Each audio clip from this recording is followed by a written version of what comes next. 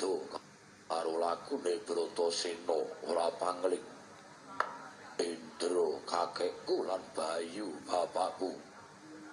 Wah, aku ngaturake sembahku katur. Wong wilahing.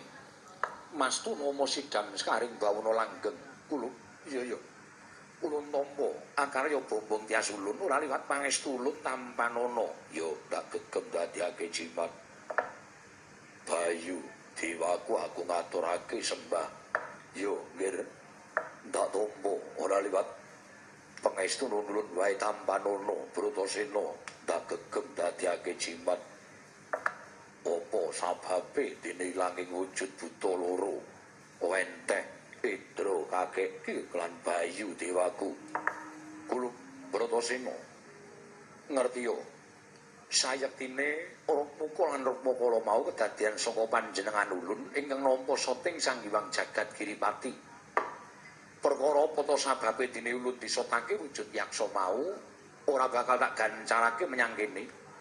Nanging wigati panjenengan ulun ngaturake panuring ingkang tanpa pepindhan dene sira putu ulun Bratasena ing keduga ngruwat kelawan wujudan ulun saka wujud yaksa bali wujuding Jawata.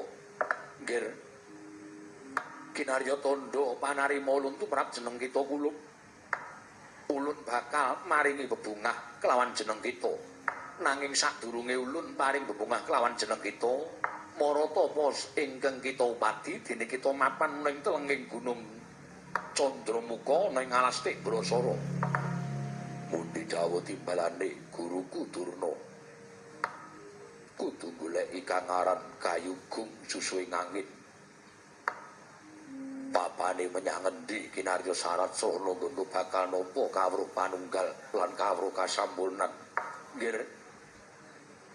Gayugung Susuing Angin iku mboyawana nanging sejatine kabeh mau mung pasemon.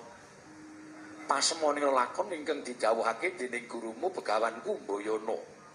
Kayu iku tegese karep, gung iku tegese gedhe.